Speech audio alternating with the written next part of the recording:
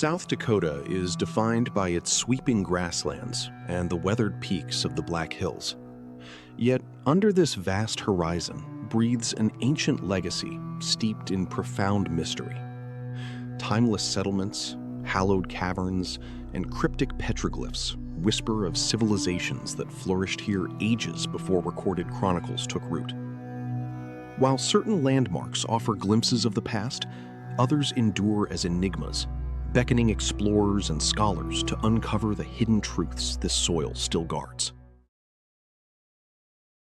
Imagine traveling through the undulating forests of South Dakota's Black Hills until you stumble upon a serene expanse of open prairie and pine. At first glance, nothing suggests that this tranquil landscape conceals one of the most sprawling subterranean realms on our planet. Yet, beneath this quiet crust lies a world both gargantuan and shrouded in enigma. This is Wind Cave. To date, explorers have charted over 150 miles of intricate passages within its depths, a feat that firmly establishes it among the longest cave systems globally. However, the true intrigue lies in the unknown. Scientists suspect they have only scratched the surface. Many researchers believe these stone arteries could reach significantly deeper and further than our current maps dare to suggest. The documented history of the cave began in 1881, when two brothers, Jesse and Tom Bingham, were traversing the then wild and sparsely inhabited Black Hills. While hiking, a peculiar sound rose from the earth, a roaring gale emanating from a modest hole in the limestone. When Jesse leaned in to investigate, the sheer force of the air blasted the hat right off his head. This legendary moment marked the discovery of a breathing cave, a phenomenon that ultimately gave the site its name. Wind Cave breathes with the rhythm of the atmosphere. It perpetually cycles air, sometimes exhaling with a powerful gust, other times inhaling deeply. While early pioneers whispered of supernatural forces, modern science offers a clear explanation. The underground network is so vast that fluctuations in external barometric pressure force air to rush through the small surface openings to find equilibrium. Even with a scientific lens, standing at that threshold as the Earth sighs remains an uncanny experience. It feels as though the globe itself is a living organism. Yet, long before the Bingham brothers arrived, the indigenous Lakota people already held a profound relationship with this site. For the Lakota, Wind Cave is not merely a geological feature, it is a sacred portal. According to their tradition, this is the emergence site, where the first humans and animals climbed from a subterranean world into our present light. Because of this spiritual heritage, the cave is revered as the cradle of humanity in Lakota culture, treated with enduring reverence.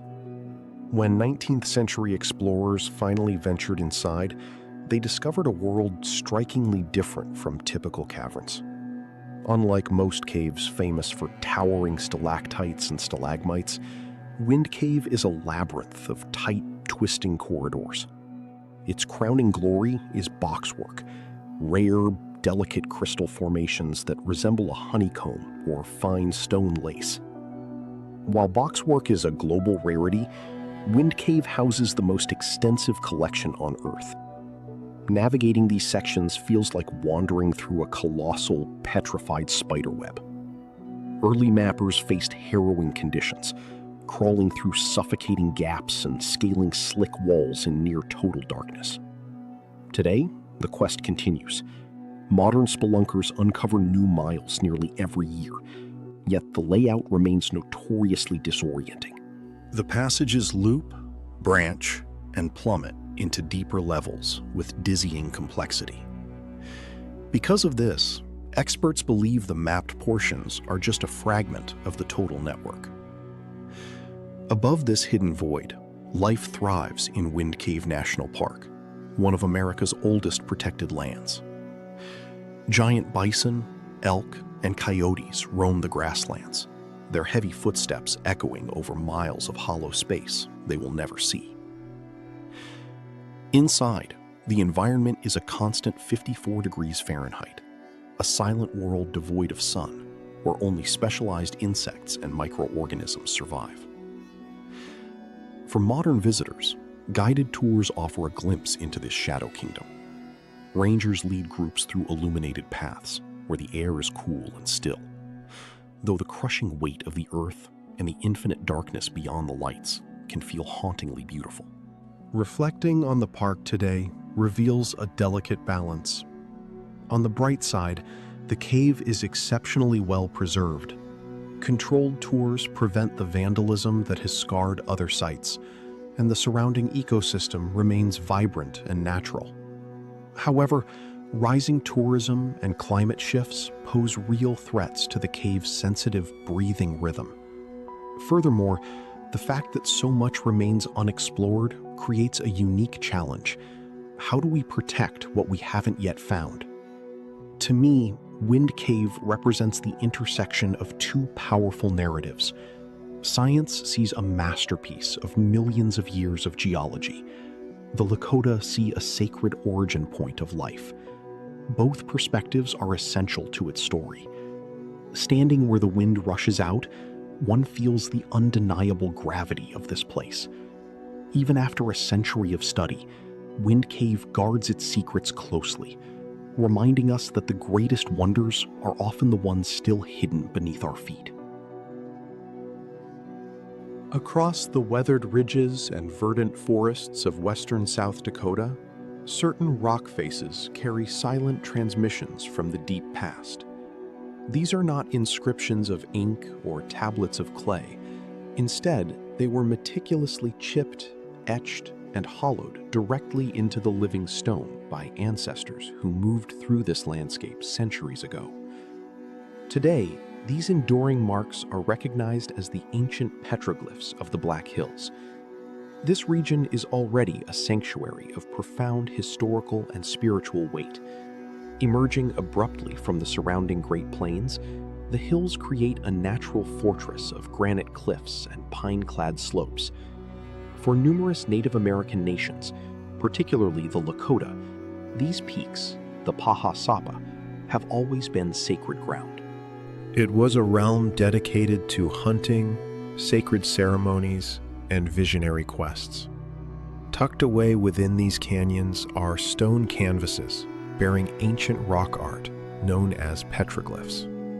A petroglyph is birthed when an artist pecked away the dark, weathered desert varnish of a rock to expose the lighter, raw stone beneath.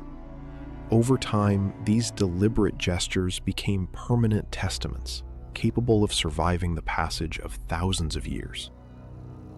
The petroglyphs of the Black Hills do not reveal themselves easily. Many are perched on high, remote cliffs, sheltered beneath overhangs, or etched onto massive boulders hidden in the backcountry. Some lie along forgotten game trails, once trodden by ancient hunters. Due to their isolation, many of these carvings escaped the notice of modern settlers for generations. Even now, new sites are occasionally unearthed during meticulous archaeological surveys. When scholars examine these etchings, they often encounter a world of bison, human silhouettes, and enigmatic geometric motifs. Bison are the most pervasive subject, which is logical, given that they were the lifeblood of plains cultures. Other carvings depict deer, elk, or soaring birds. Some figures represent hunters, poised with bows or spears, while abstract circles and lines seem to pulse with symbolic intent. One of the most compelling aspects of these petroglyphs is that their precise translations often remain elusive. Unlike a phonetic alphabet, these images do not offer a single linear explanation. They are visual legacies left by people whose full oral histories were not recorded in Western books. Some archaeologists suggest the carvings marked strategic hunting grounds or navigational routes. Others believe they were tethered to spiritual rituals. In many indigenous traditions, specific rock formations were seen as conduits of power. Carving symbols there was a way to speak to the spirit world or memorialize a vision. They may have also served as ancestral classrooms. Elders likely used these stone galleries to pass down essential knowledge to the youth. illustrating hunting tactics, celestial stories, or tribal lineages. The mystery deepens when we realize these carvings were likely created over a vast chronological span. Successive cultures moved through the Black Hills across the ages, each potentially adding their own symbols to the stone. Thus, these sites represent palimpsests, layers of human history etched one over another. Archaeologists often employ specialized lighting to unveil faded imagery. The sun, hitting a rock face at a specific low angle during dawn or dusk, can suddenly illuminate shallow carvings that are invisible under the midday glare. Nature, too, has played its part in shaping these artworks.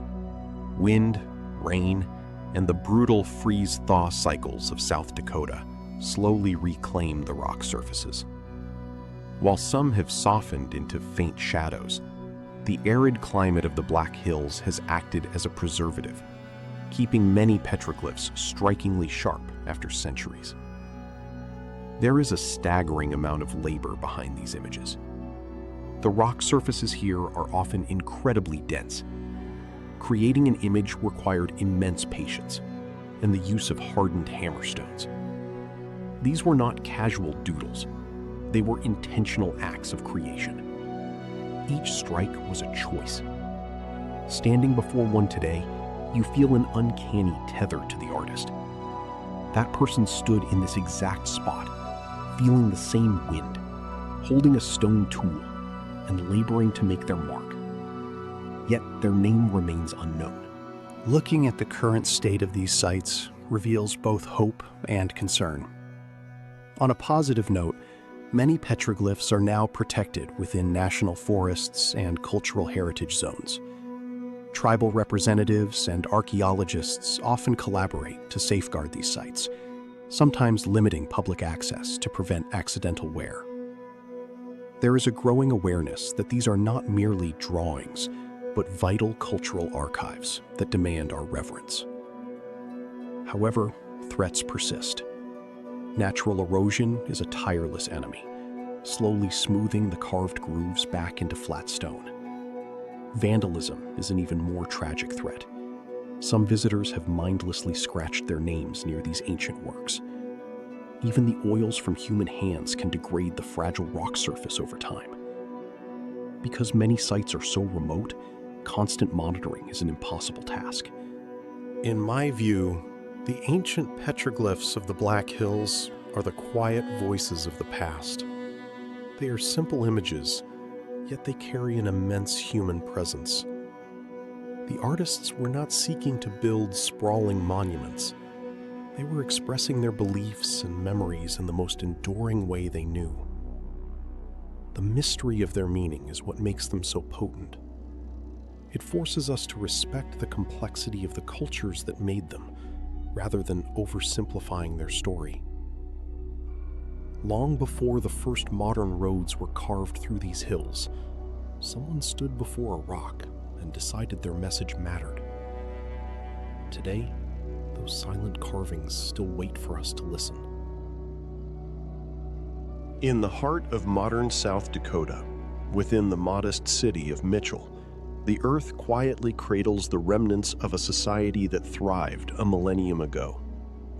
On the surface, it might resemble any standard archaeological site, with its museum and rolling fields. But beneath the turf lies the vibrant saga of a community that farmed, traded, and eventually vanished long before European footsteps reached these shores. Today, we know this site as the Mitchell Prehistoric Indian Village. Its rediscovery in 1910 happened by sheer accident. While laborers were grading land for construction, they began unearthing peculiar objects from the dark soil. Pottery shards, flint tools, and animal remains surfaced in rapid succession. Initially, these were dismissed as stray relics. However, as the excavation deepened, it became evident that an expansive settlement lay entombed underground. Archaeologists soon confirmed they had found a massive Native American village, once perched along the fertile banks of Firesteel Creek. 1,000 years ago, this location was a sanctuary. The creek offered an abundant supply of fish and water, while the surrounding prairie teemed with game and soil perfect for agriculture. Careful digging eventually revealed the footprints of earth lodges, sturdy homes partially submerged in the ground and roofed with timber, grass, and clay. From the outside, they appeared as gentle mounds, but inside, they were resilient, warm, and remarkably spacious dwellings. The inhabitants belonged to what researchers call the Plains village culture. Unlike the nomadic tribes of later centuries, these people were sedentary. They built permanent foundations and relied on sophisticated agriculture, harvesting corn, beans, and squash, the three sisters that sustained their population. By analyzing the soil horizons at the Mitchell site, researchers found that the village was a living organism, rebuilt many times. Generations constructed new lodges directly atop the ruins of the old, creating a vertical timeline of human life buried beneath the plains. Each layer of sediment serves as a ledger of the past. Discarded tools, broken pottery, and cooking hearths all whisper details of their daily existence. One of the most striking finds is the sheer volume of bison bones. To these people, the bison was life itself. Its meat was their primary protein, its hide provided warmth and shelter, and its bones were carved into essential implements. Archaeologists also discovered stone scrapers and blades, crafted from materials not native to Mitchell. This indicates the village was a vital node in a sprawling trade network that spanned the continent. The pottery found here is equally telling, adorned with intricate geometric patterns pressed into the clay before firing. These aesthetics help scholars map the cultural threads connecting this community to other tribes across the Great Plains. Underground storage pits found near the homes offer another glimpse into their foresight. These were larder bins for seeds and dried provisions to survive the brutal winters. At its zenith, the village was a bustling hub. Children played between the lodges, farmers tended the creekside fields, and hunters returned from the grasslands laden with bison. Yet, a haunting question remains. Why was it abandoned? Evidence suggests the settlement thrived for roughly 2 centuries before the people departed. The catalyst remains a subject of intense debate. Some point to a shifting climate that withered crops and dried up the creek, while others speculate on conflict or a natural migration as soil fertility waned. Without written records, their specific motivations remain lost to time. They left behind their homes and tools, but their voices have been reclaimed by the wind. In the century since its discovery, Mitchell has become one of South Dakota's premier archaeological landmarks. The site remains a living laboratory where students and volunteers continue to unearth new sections every summer. Visitors have the rare opportunity to witness history being physically handled as experts gently brush away 1,000 years of dust from a single artifact. While the site is beautifully preserved today, it faces modern challenges. Being nestled within a city means urban sprawl and roads have likely paved over parts of the original settlement before they could be studied. Weather is another adversary. Erosion and frost can threaten exposed excavations. Nevertheless, the presence of the Thompson Center Archaeodome provides a unique shield, allowing for year-round research while protecting the fragile soil layers. To me, the Mitchell Prehistoric Indian Village is powerful because of its profound humanity. It wasn't a city of monuments or gold, but a place of real people living everyday lives, cooking, raising families, and working the land. It serves as a grounded reminder that long before our modern maps were drawn, sophisticated cultures had already mastered this landscape. The mystery of their exit persists, but the story etched into the soil beneath Mitchell continues to unfold, one artifact at a time.